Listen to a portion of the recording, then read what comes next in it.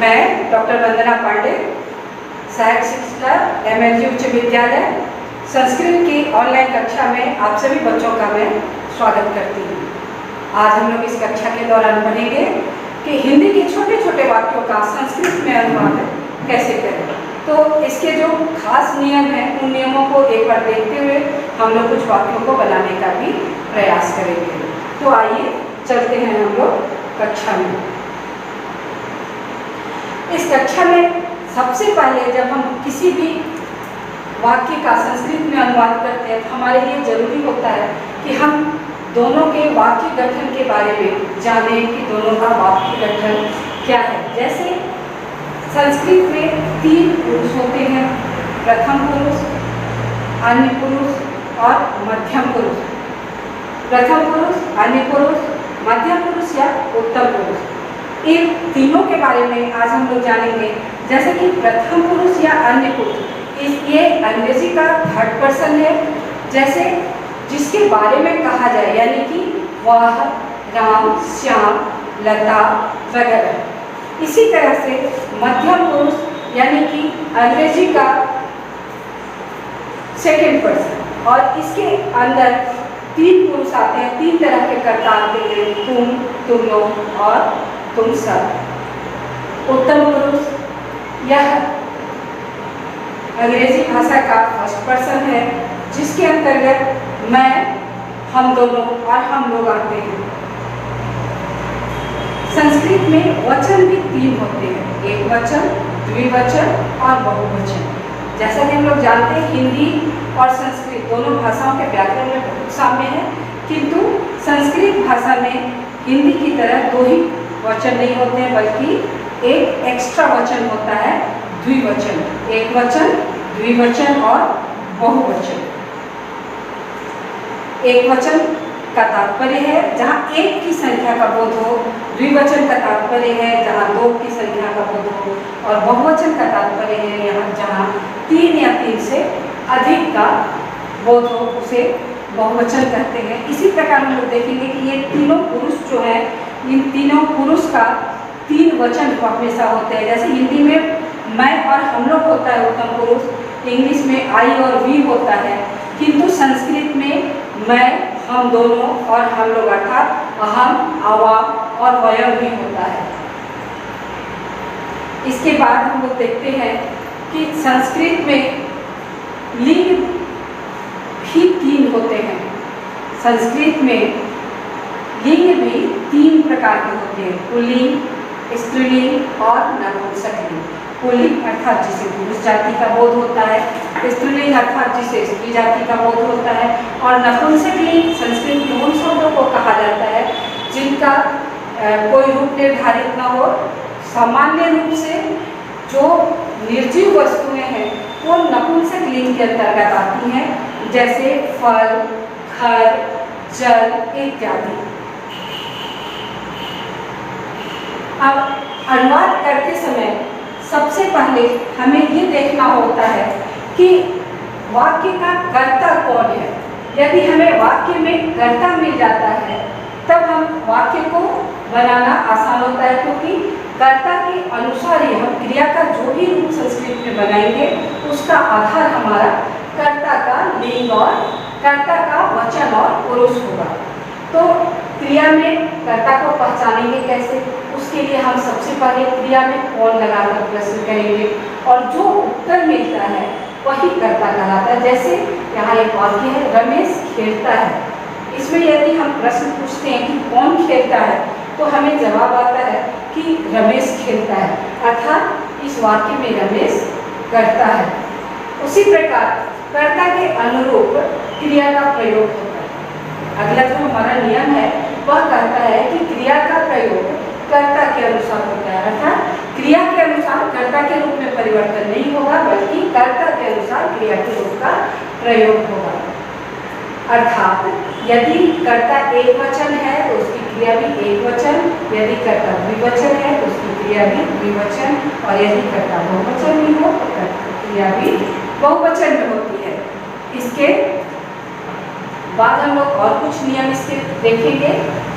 जैसे प्रायः क्रियाओं के काल का बोध कराने के लिए 5 लकार प्रयोग होता है जो निम्न है। यहाँ पर मैं एक बात स्पष्ट कर देना चाहती हूँ, ये लकार जो है, लकार संस्कृत में धातु के लिए जो शब्द इस्तेमाल किया जाता है वो सभी कालवाचक जो शब्द है उनका शुरुआत लौ से होने के कारण उन्हें लकार कहा गया है। और ये लकार वास्तव में 10 है, किंतु 5 लकार जो है वो वैदिक साहित्य में भी प्रयोग होते हैं, किंतु हम जो लौकिक साहित्य अर्थात अपनी परीक्षाओं के लिए जो लकार और क्रिया का पढ़ते हैं वह 5 लकारों में ही होता है। हम उन लकारों को देखते हैं क्या है, कौन कौन सा। जैसे सबसे पहले हम पढ़ते हैं लट लकार, जो वर्तमान काल की क्रिया के लिए प्रयोग किया जाता है। यह है लट लकार, ये वर्तमान काल की क्रिया के लिए प्रयोग किया जाता है। जैसे सह पठति, ये पठति रूप कैसे बना लट लकार में, इसको हम लोग डिटेल में अगली कक्षा में पढ़ चुके हैं।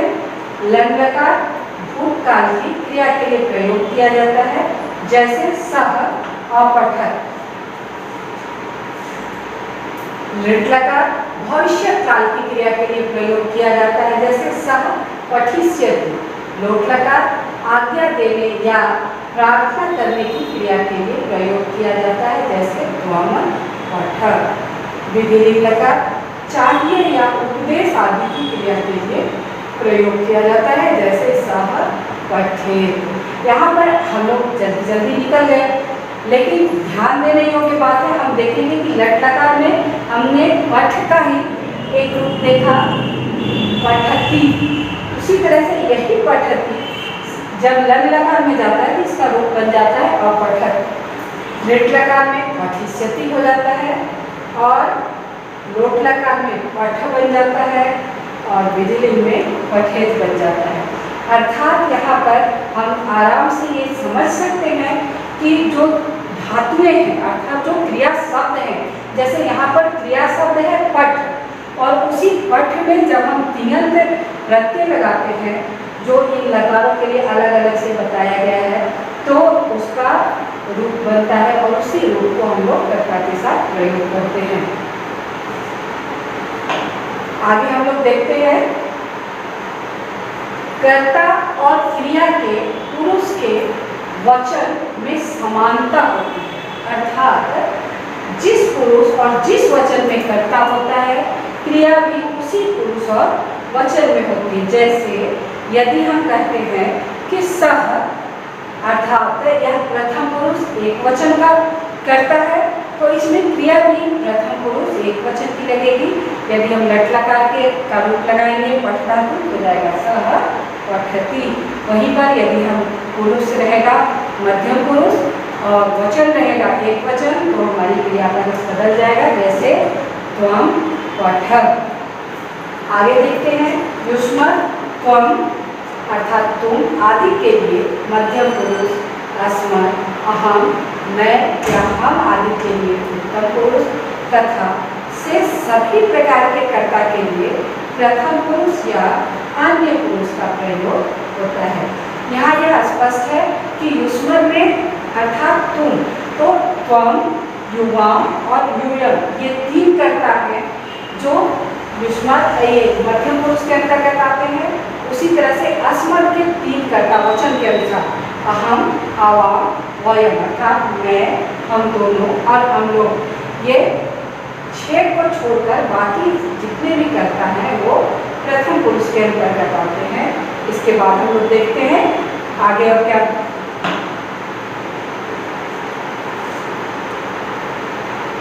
वर्तमान काल की वचन क्रिया में अस्म जोड़ देने से भूतकाल की क्रिया हो जाती है।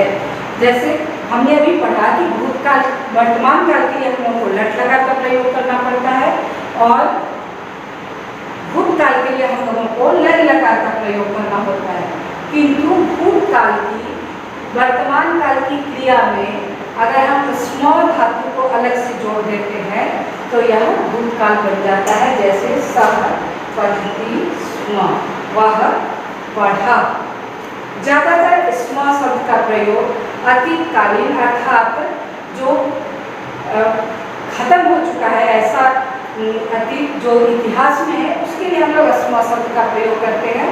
और सामान्य रूप से जो दैनिक चर्या की भूतकालिक वाक्य हैं, उन वाक्यों में लग लकार का प्रयोग करते हैं। इसके आगे हम लोग देखते हैं और नियम इसका क्या है।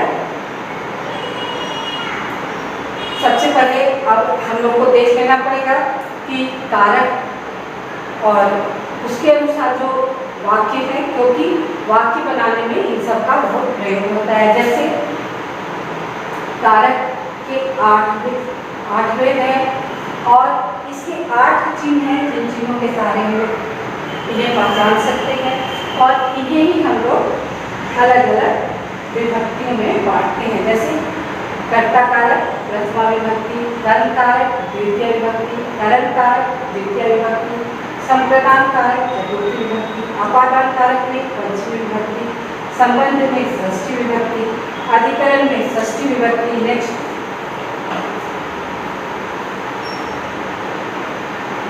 संबोधन में कोई विभक्ति नहीं होती, लिखी नहीं होती है, क्योंकि इसमें हम लोग प्रथमा विभक्ति का ही प्रयोग करते हैं। इसी प्रकार से अब हम लोग एक रूप देखते हैं, जैसे प्रथम पुरुष या अन्य पुरुष जिसको कहते हैं। तो इसका एक वचन, द्विवचन और बहुवचन के अनुसार हमने सबसे पहले बांटा।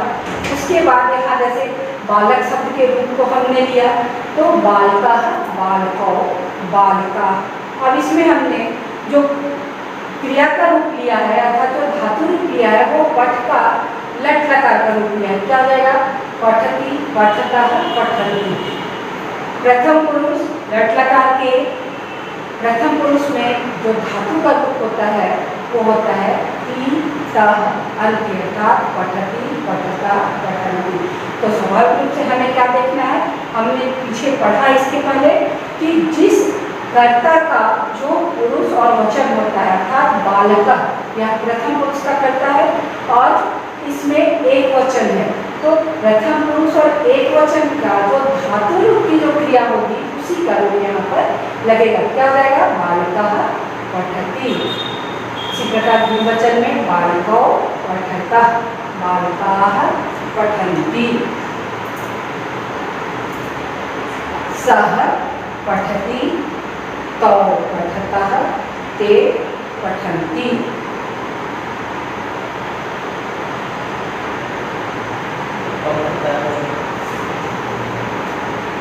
इसी प्रकार मध्य पुरुष में हम लोग देखेंगे कि त्वम, युवाम, यूयम, यह एक वचन, द्विवचन और बहुवचन।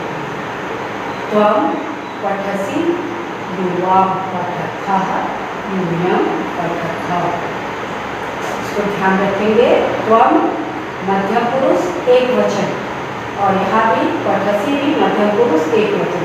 त्वम पठसि, युवा पठतः, यूयम पठतः। अर्थात त्वम अगर मध्यम पुरुष एक वचन है उसमें क्रिया भी, धातु भी मध्यम पुरुष एक वचन का है, और युवाम का यदि मध्यम पुरुष द्विवचन है तो उसमें धातु रूप भी मध्यम पुरुष द्विवचन का लगा है। और यूयम में ये मध्यम पुरुष बहुवचन का करता है, तो इसमें क्रिया भी मध्यम पुरुष बहुवचन की लगी है। तुम पढ़ते हो, तुम दोनों पढ़ते हो और तुम सब पढ़ते हो। उत्तम पुरुष में यहाँ भी सबसे पहले वचन के अनुसार मैंने लिख दिया है उत्तम पुरुष के कर्ता को। अहम अर्थात मैं, आवाम हम दोनों, वयम हम सब। और जैसा कि हम लोगों ने पढ़ा है उत्तम पुरुष का जो धातु तो वो क्या होता है? आमी, आवह, आमः। लट्लकार में क्या हो जाएगा? पठामी, पठावह, पठामः। तो हमने अहम के साथ पठामी जोड़ा, आवाम के साथ पठावह को जोड़ा और वयम के साथ पठामः को जोड़ा। अब इन वाक्यों में हमसे गलती कहाँ होगी?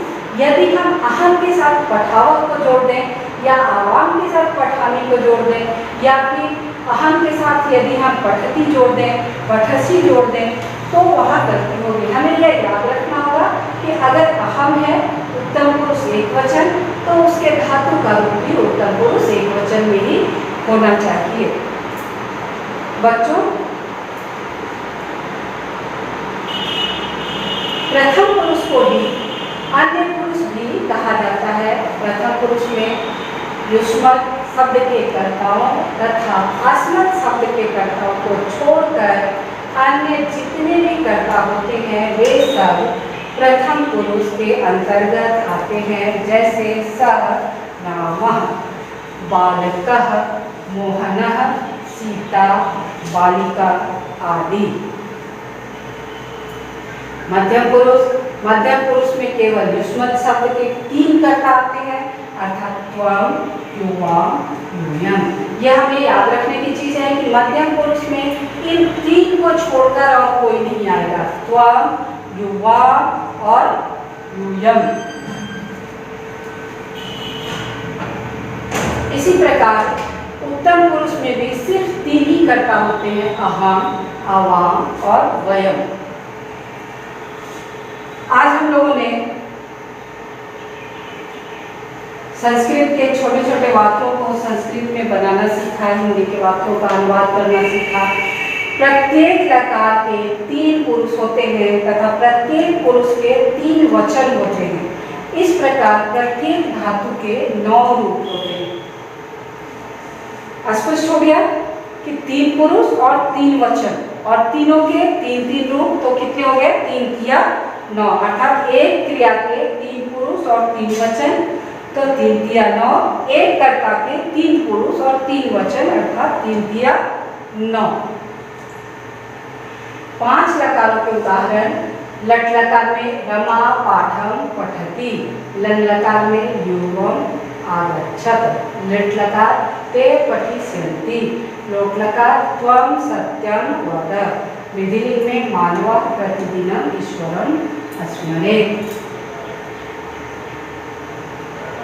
अब कुछ हिंदी वाक्यों का हम संस्कृत में अनुवाद यहाँ पर देख लेते हैं। जैसे मेरे मित्र ने पुस्तक पढ़ी, मम मित्रम पुस्तकम अपठत्। मेरे मित्र ने, यहाँ पर कर्ता कौन है? मित्र है, तो मम मित्रम पुस्तकम अपठत्। उसी प्रकार वे लोग घर पर क्या करेंगे। हमें इस वाक्य में बनाने के लिए सबसे पहले ध्यान देना होगा कर्ता कौन है। तो वे लोग घर पर क्या करेंगे, मैंने पहले बताया था कि हम लोग पूछते हैं क्रिया में, प्रश्न करते हैं कौन, तो कौन घर पर क्या करेंगे, तो हमारा जवाब आता है वे लोग। अर्थात यहाँ पर वे लोग तो स्पष्ट है, यह प्रथम पुरुष बहुवचन की का करता है, तो स्वाभाविक रूप से यहाँ पर क्रिया भी प्रथम पुरुष बहुवचन की होगी। जैसे ते गृहे किं करिष्यन्ति, यह गाय का दूध पीता है, सह गोदूधम पिबति, हम लोग विद्यालय जाते हैं, वयं विद्यालयं गच्छामः, तुम शीघ्र घर जाओ, त्वं शीघ्रं गृहं गच्छ, हम सब भारत के नागरिक हैं, वयं भारतस्य नागरिकाः सन्ति, देशभक्त निर्भीक होते हैं, देशभक्ताः निर्भीकाः भवन्ति। सिकंदर कौन था, यहाँ पर आ गया प्रश्नसूचक सर्वनाम, अलक्षेन्द्रः का आसीत्। सिकंदर का संस्कृत नाम क्या है? अलक्षेन्द्रः।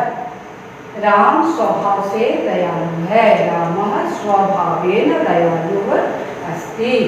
वृक्ष से फल गिरते हैं, वृक्षात् फलानि पतन्ति। शिष्य ने गुरु से प्रश्न किया, शिष्यः गुरुं प्रश्नम् अपृच्छत्, मैं वाराणसी जाऊंगा, अहम वाराणसी गमिष्यामि, मुझे घर जाना चाहिए, अहम गृहं गच्छेयम्। यह राम की किताब है, इदं रामस्य पुस्तकम् अस्ति, हम सब पढ़ते हैं, वयं पठामः। आप यहाँ पर देख रहे हैं, हमारे देखने की विशेष बात यहाँ पर यह है कि वाक्यों के उदाहरण में कि प्रत्येक वाक्य में क्रिया का रूप बदल जा रहा है। जैसे जैसे कर्ता का रूप बदलता है वैसे वैसे क्रिया का रूप भी बदल जाता है। तो ये आज का पाठ हम लोगों ने सीखा। इसके बाद और हम लोग सीखेंगे कि आज हमने सीखा कर्ता के साथ क्रिया को कैसे मिलाएंगे। नेक्स्ट वीडियो में हम लोग सीखेंगे कि कारक के विभिन्न भेदों का वाक्य में प्रयोग कैसे होगा और उसके साथ कौन सी विभक्ति का क्रिया के साथ क्या संयोजन होगा। तो आज की कक्षा में इतना ही। धन्यवाद।